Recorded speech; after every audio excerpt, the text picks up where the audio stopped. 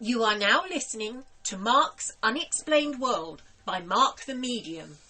Available on Apple Podcast, YouTube, Spotify, Amazon Prime, Podbean, and most other podcast platforms. Tonight's episode is about the fire at the Dupont Plaza Hotel. So it's over to you now, Mark, for this week's Hot Under the Collar episode.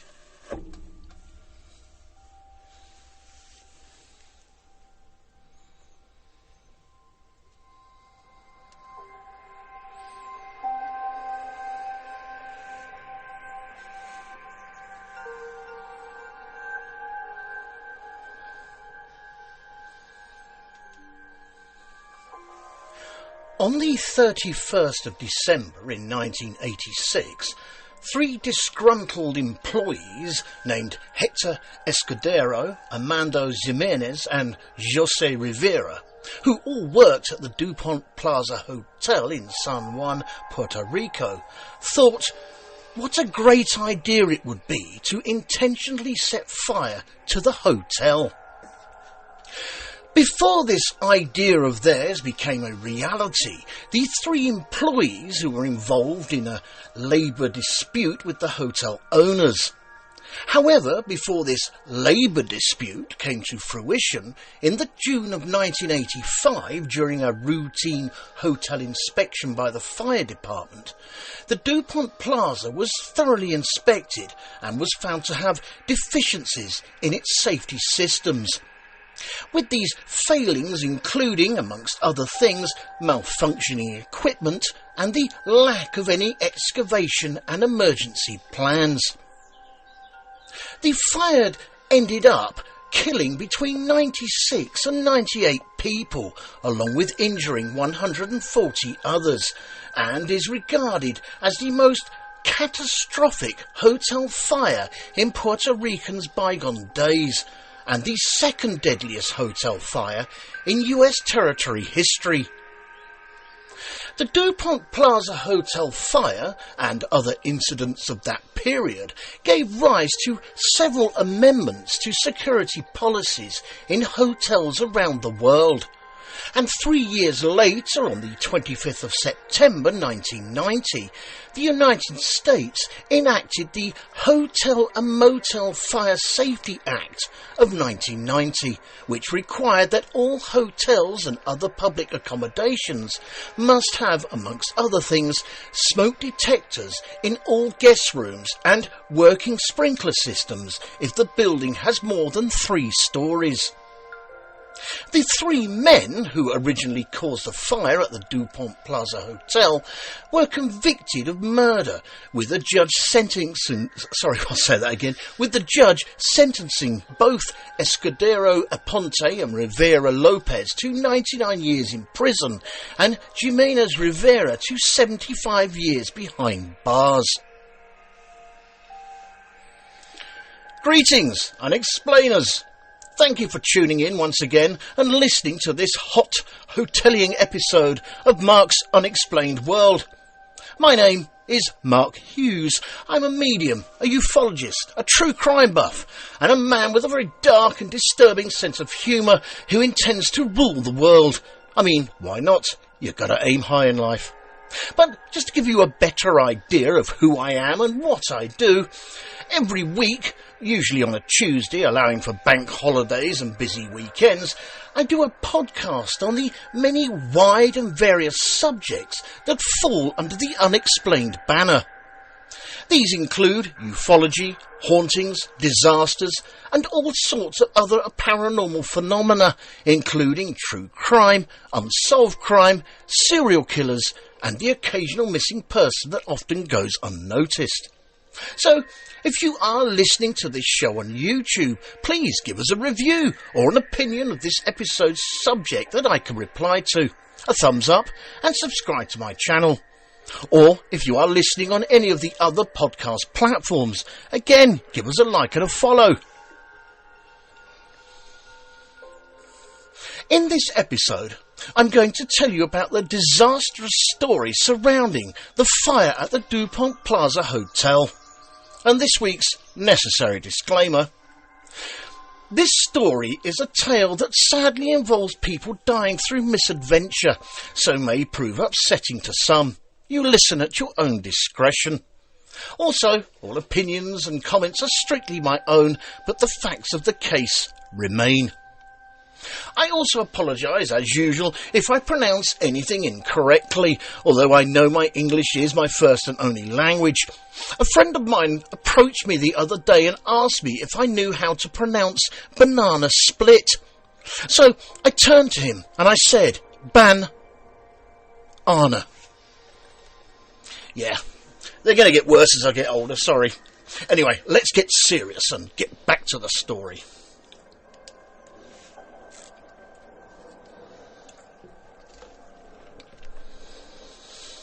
The Dupont Plaza Hotel originally opened its doors in 1963 as the Puerto Rico Sheraton and was operated by the Sheraton Hotel Company, which was an American global hotel chain owned by Marriott International up until 1980.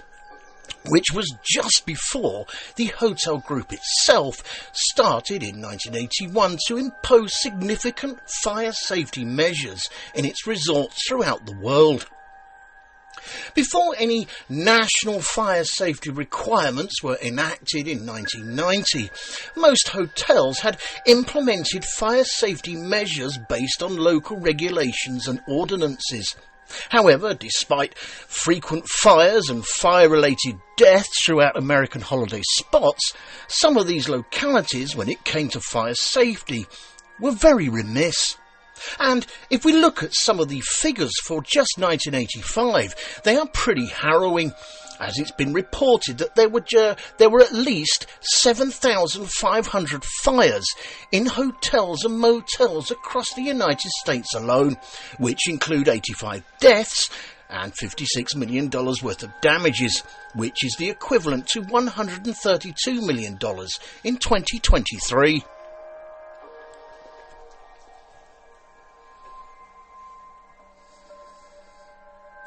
In the June of 1985, when the Dupont Plaza Hotel was inspected by the local fire department, it was found to have deficiencies in its own safety systems. And not only that, but the inspectors also found that the hotel had malfunctioning safety equipment and a lack of any evacuation and emergency plans or procedures. Another thing that the hotel was also lacking, although it was not criticised in the fire department's report, was the fire sprinkler system, which was not automated, as it was in at least 95% of other hotels and resorts across the United States at that time.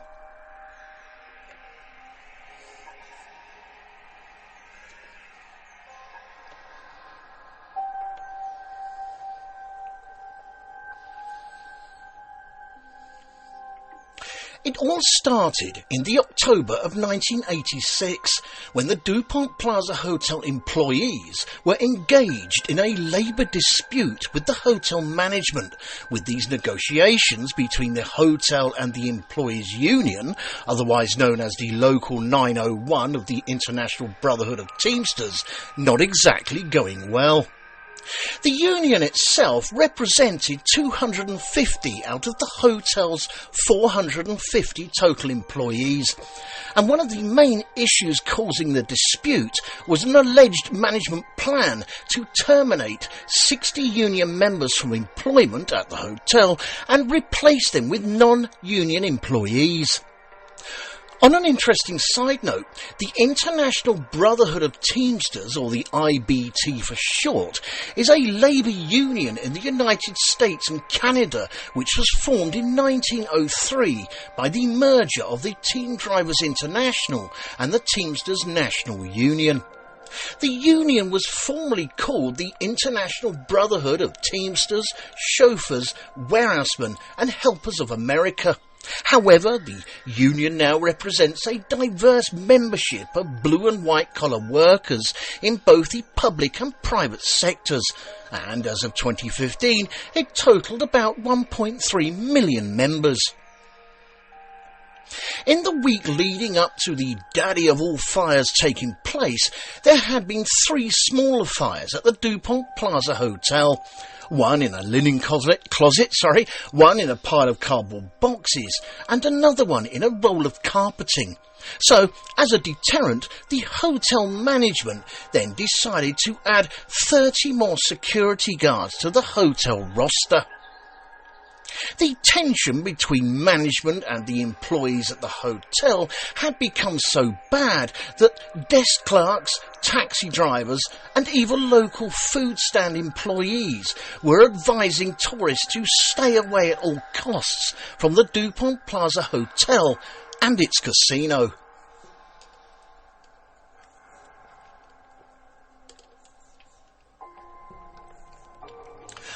On the afternoon of the 31st of December in 1986, the union decided to call a meeting in the hotel's ballroom, and at the meeting's conclusion at around 3 p.m, the 125 members who were present voted to go on strike starting at midnight, with the hotel estimated to be at near peak occupancy, meaning it would be filled with 900 to 1,000 guests at that time.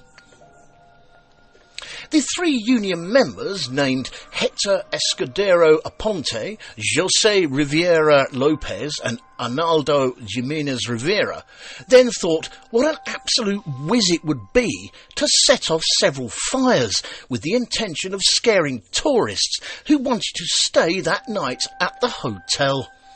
So, at around 3:30 p.m. that same afternoon, the 3 men then placed open cans of chaffing fuel in a storage room filled with newly purchased furniture, which was adjacent to the ballroom on the ground floor of the hotel. On a quick interesting side note, chaffing fuel. Chaffing fuel is a fuel used for heating food that is typically placed under a chaffing dish, which is usually sold in a small canister and burnt directly within that canister with or without a wick. The fuel often contains methanol, ethanol and diethylene glycol. Is it glycol? Glycol, sorry. As these may be burned safely indoors and produce minimal soot or odour. These fuels are also used for emergency heating, outdoor cooking and fondues, but you have probably noticed that they are not used for burning down hotels, so please people take note.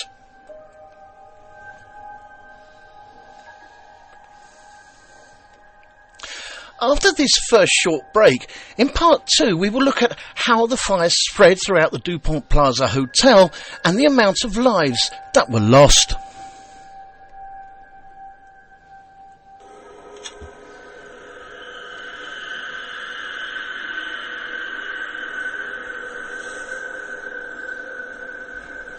This show is brought to you courtesy of Neil Packer and the Haunted Antiques Paranormal Research Centre. Find them online at www.hauntedresearchcentre.com or at 9 to 11 Regent Street, Hinckley, LE10 1AW. Open on Saturdays from 10 a.m. to 4 p.m. for guided tours of the haunted rooms at just £3 per person. Booking is essential at all times, and over 16s only please, unless accompanied by an adult. The haunted rooms are extremely haunted, and paranormal activity could and has taken place at any time. Some areas and particular objects or items can be quite scary and unnerving. Membership is available for £25 to qualify for selective offers. And why not download the app, available on both iOS and Android for only $3.99, to keep up to date with what is coming up at the centre.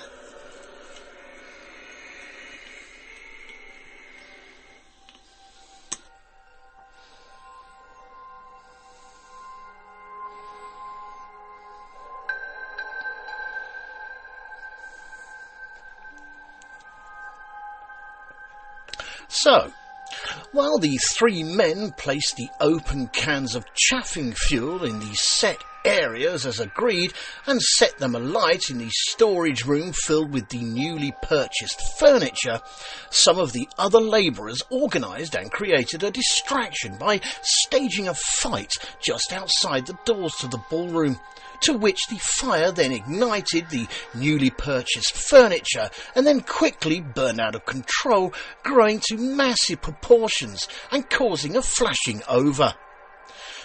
On an interesting side note, a flashover is the near-simultaneous ignition of most of the directly exposed combustible material in an enclosed area.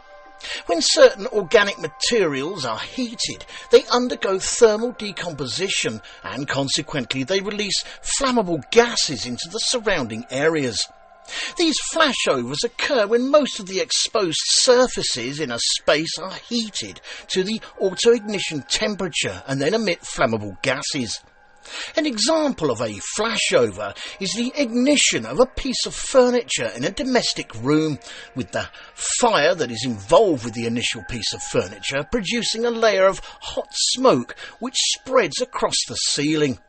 The hot, buoyant smoke layer then grows in depth as it is bounded by the walls of the room, and then the radiated heat from this layer heats the surfaces of the directly exposed combustible materials in the area, thus causing them to give off flammable gases via pyrolysis, which is a process of involving the separation of covalent bonds in organic matter by thermodecomposition within an inert environment without any oxygen.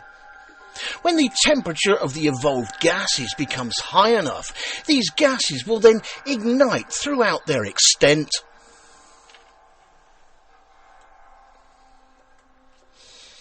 After this flashing had occurred over in the ballroom, to which many witnesses thought was an explosion, the hot gases then swept up the grand staircase and into the actual lobby of the hotel. From there, the fire was then drawn through the open doors of the casino by the smoke eaters that were present throughout the area. Smoke eaters, by the way, are devices that are installed into the ceilings of buildings that suck cigarette smoke from out of a room. And with more than 150 guests estimated to be in the casino at the time the fire started, this sadly meant that most of the deaths occurred in that area.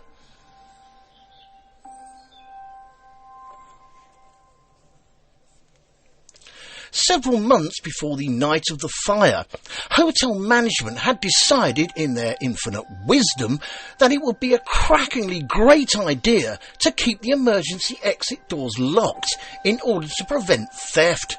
This meant, of course, that the only way out of the casino was through one pair of inward opening doors, so when some of the frightened crowd pressed against the doors to escape the fire, it was to no avail.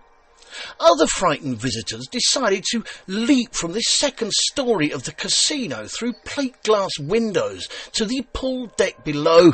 However, several of them sustained many injuries, whilst others on the upper floors of the casino unfortunately died of smoke inhalation. More people were also killed because as they rode the elevators to the lobby, when the lift doors opened, they were met by a fire blocking their path, hence the rule of not using a lift when a fire alarm is being instigated, as you cannot see what is on the other side before the lift doors open. Listen to Uncle Mark now. Those of the frightened crowd who were able to do so climbed up to the Dupont Plaza's roof, where an improvised helicopter rescue, which also included civilian police, the Puerto Rico National Guard, the US Coast Guard, and the land US Navy helicopters from the Roosevelt Roads Naval Air Station, transported people to safety.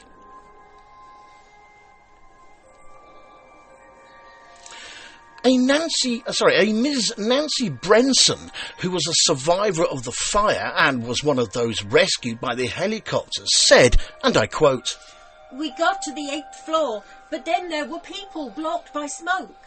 We ran to another stairway and got down to the 8th floor again before we ran into the smoke near the roof where the helicopters circled around us." but it looked like they were afraid to land. Finally, one hovered about 2 feet above the roof. A co-pilot reached his hand out and pulled us up to a step under the door. It looked like there was room in the back of the helicopter for 2 people. We squeezed in 5. The Puerto Rico Fire Department was dispatched at around 3:40 p.m, sending out 13 fire trucks and 100 firefighters to tackle the blaze, and 35 ambulances to help with the casualties. It took nearly 3 hours for the firefighters to extinguish the flames, although the black smoke continued to contaminate the air throughout the night.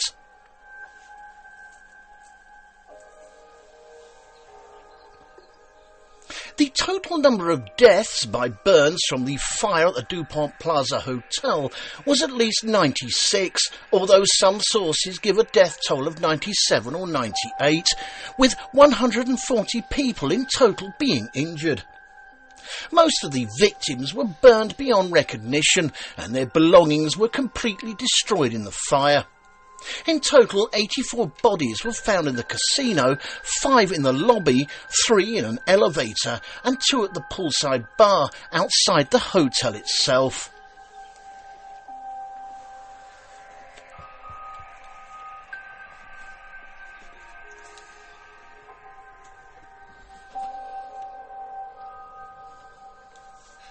I'm going to take a short break from the story and talk a little bit about smoke inhalation and what damage it does to the human body. Why? I don't know really, I just thought it might be kind of interesting. And to be honest, it helps me pad out the show a little. Oh, I see. Anyway, according to Wikipedia, smoke inhalation is the breathing in of harmful fumes that are produced as a byproduct of combusting substances through the respiratory tract, which in turn causes smoke inhalation injury damage by a chemical and or heat exposure, along with possible systemic toxicity. Smoke inhalation can occur from fires of various sources such as residential, vehicular and wildfires, with the morbidity and mortality rates in fire victims with burns increased in those with smoke inhalation injury. Typical signs of smoke inhalation injury in victims can be coughing, difficulty breathing, low oxygen saturation, smoke debris and or burns on the face. Smoke inhalation injuries can affect the upper respiratory tract, which is above the larynx, usually due to heat exposure, or the lower respiratory tract, which is below the larynx, usually due to the exposure of toxic fumes. The initial treatment for smoke inhalation injury includes taking the victim away from the fire and smoke, giving 100% oxygen at a high flow through a face mask, a non-rebreather if available, and checking the victim for injuries to their body. The treatment for smoke inhalation injury is largely supportive, with varying degrees of consensus on the benefits of specific treatments.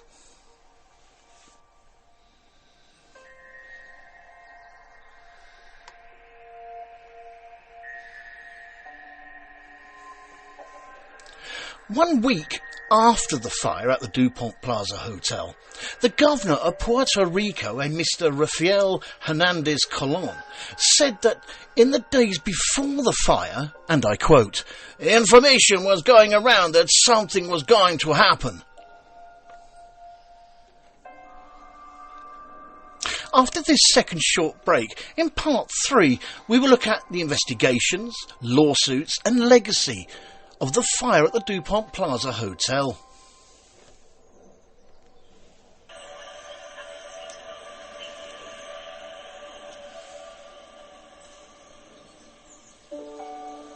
Fright Nights was established in 1999 as the first company in the world to offer overnight ghost hunt experiences to the general public, pioneering paranormal events since the last century. Fright Nights operate at hundreds of the UK's most haunted and exclusive venues. All events have their own team of experienced paranormal investigators, mediums and psychics. They have a VIP members club for regular returning guests, offering loyalty discounts and exclusive invitation-only events. They can also host private events for your family and friends. You can contact them on 07852 998 628 or email them at office@frightnights.co.uk, or take a look at their website at www.frightnights.co.uk, where you can see the many locations they investigate and learn about them and the opportunities they have available. Hundreds of ghost hunters join Fright Nights every month for the most thrilling ghost hunting experiences they'll never forget. If you haven't been on a ghost hunt before, then why not join them to see what it's all about? Why not visit their social media sites for up-to-date information on all the places they visit and to see what's coming up in the future? They look forward to seeing you all soon. Fright Nights Ghost Hunting Events. Remember, only the original will do.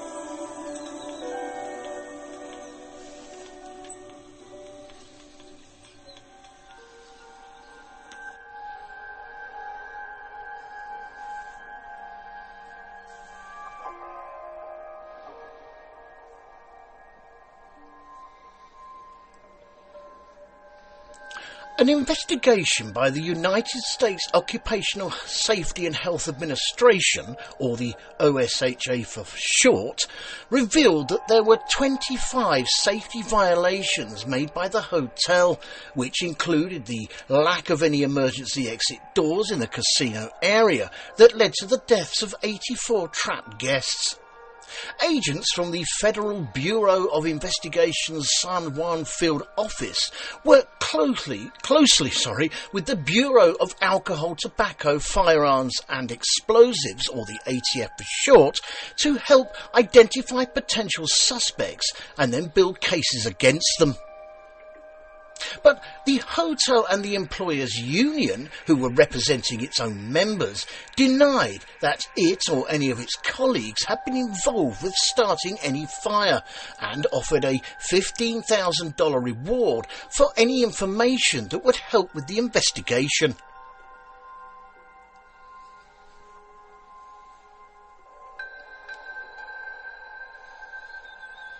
In the April of 1987, roughly 4 months after the blaze, union members and employees of the hotel, Hector Escudero Aponte, 35, Armando Jimenez Rivera, 29, and 40-year-old Jose Francisco Rivera Lopez, all pleaded guilty to setting the building on fire. And, by all accounts, it was Rivera Lopez who had urged the other two men, Hector Aponte and Armando Rivera, to start the fire. And again it was Rivera Lopez who gave the two men the sterno can, which, if you remember, were the cans filled with the aforementioned chuffing fuel, at which Escudero Aponte, who then, in turn, placed the lit sterno can under the furniture stored in the ballroom. But it's all okay, because one of the men said that they had only intended to start a small fire, so that makes it all right then. Anyway, I digress.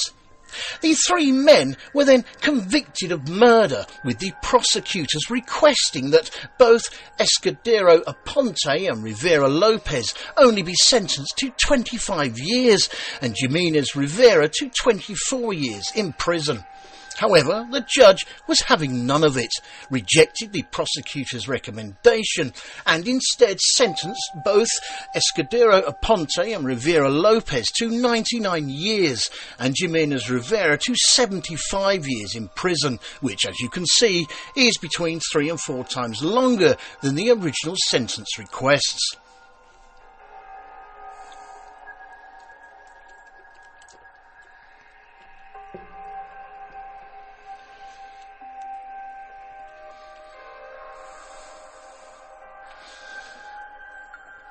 two major US law firms, whose past liability cases included the MGM Grand Hotel fire in Las Vegas and the Stouffer's Inn fire in New York State, sent attorneys to represent the fire victims of the Dupont Plaza, where ultimately 2,300 plaintiffs filed 264 separate lawsuits against 230 defendants, seeking a total of $1.8 billion in damages.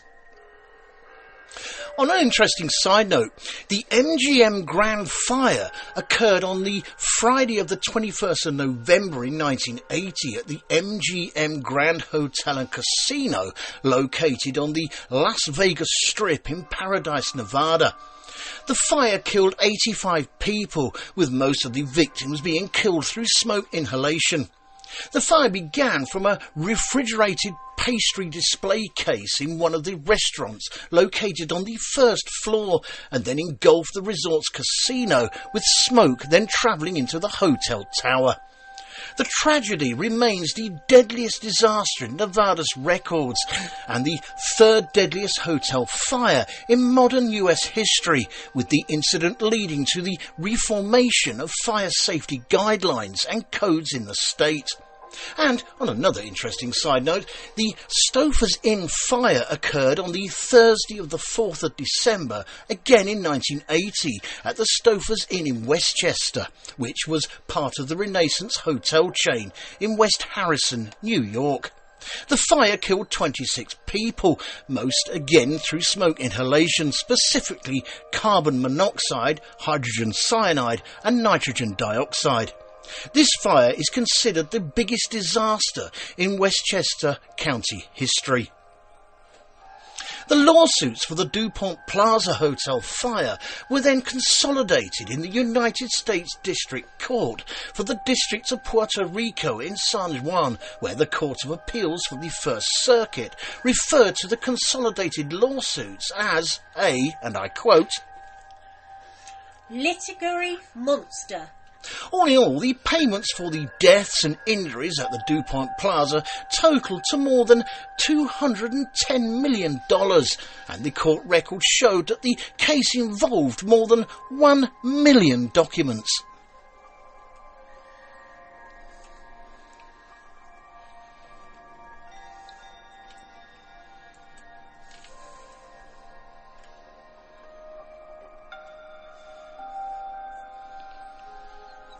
The Dupont Plaza Hotel fire and other fire incidents of that era gave rise to several amendments to the security policies in hotels, not just in the United States, but also around the world.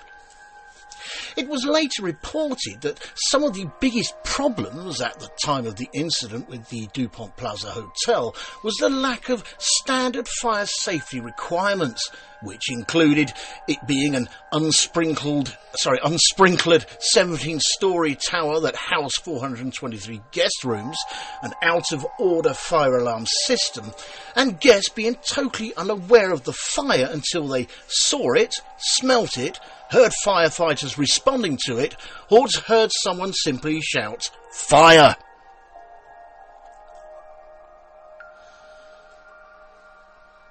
In 1987, it transpired that in the United States, there were 4 major fire codes with over 1,800 variations. This meant that, at the time, a local code in one city would have significant fire protection requirements, while in another city it would have none. On the 25th of September in 1990, 3 years after the Dupont Plaza disaster, the United States enacted the Hotel and Motel Fire Safety Act of 1990, which required all hotels and other public accommodations wanting to accommodate federal workers or hold federally funded activities to have smoke detectors in all guest rooms and to have working sprinkler systems if the building was more than 3 stories high.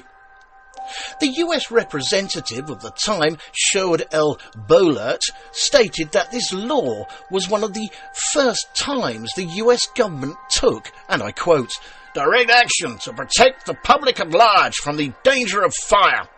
And United States Fire Administration has credited the Dupont Plaza fire, along with the aforementioned MGM Grand Fire of 1980, as the catalyst for the safety requirements being signed into law.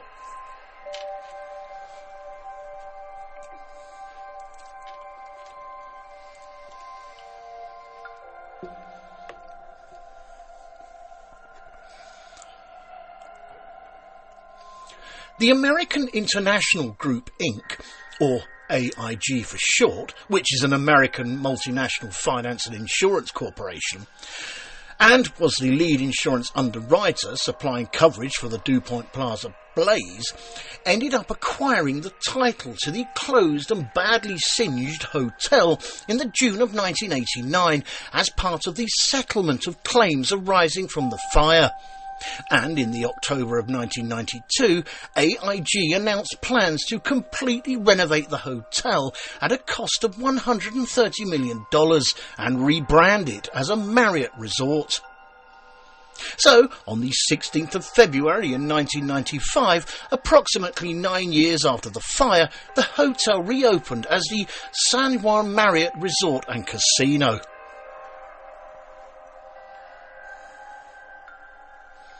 So, what of our three pyromaniacs? Yes, what of them? Well, Escudero Aponte was released on the 12th of January in 2017, and according to a report from late 2016, just before his release, he said that for now, meaning back then of course, his only focus is to harvest memories with his children, a girl and a boy, who at the time of his imprisonment were 1 and 4 years old respectively.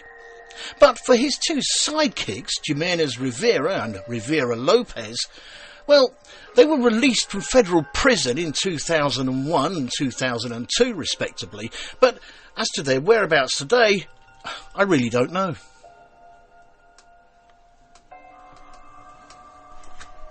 Thank you all for taking the time out to listen to this episode of Mark's Unexplained World. In our next episode, show number 144, we are going to be looking at the dark story behind Janis Joplin. Janis Lynn Joplin was an American singer and songwriter, and one of the most iconic and successful rock performers of her era. She was noted for her powerful mezzo-soprano vocals, as well as her electric stage presence. However, on the Sunday evening of the 4th of October back in 1970, she was found dead on the floor of her room at the Landmark Motor Hotel by her road manager and close friend John Byrne Cook. Her death was later ruled accidental. This show was written and researched by myself, Mark Hughes, and proofread and edited by Linda Hughes. The pronunciations are, as usual, on me. The actors in this episode were Mark Hughes, Linda Hughes and Denise Pula, with special thanks to Neil Packer and the staff at the Haunted Antiques Paranormal Research Centre in Hinckley. And, of course, a big thank you to everyone for listening. We never run out of ideas here at the office for Mark's Unexplained World podcast. But if you know of any other intriguing stories under the Unexplained banner, including ufology, hauntings, disasters, and any other sorts of paranormal phenomena, as well as true crime, unsolved crime and missing people, just drop me a direct message and I'll see what I can do. I will also include the name of the person who suggested the idea in the end credits of the podcast, if they're happy for me to do so, of course. And again, just to add, if you are listening to this show on YouTube, please give us a review and a thumbs up and subscribe to my channel. And if you are listening on any of the other podcast platforms, again, give us a like and a follow. I thank you in advance. Mark's Unexplained World, because there's more to the paranormal than meets the third eye. And remember, guys, keep it real, because being real is better than being perfect. This show and all its contents are covered by basic copyright of Mark the Medium.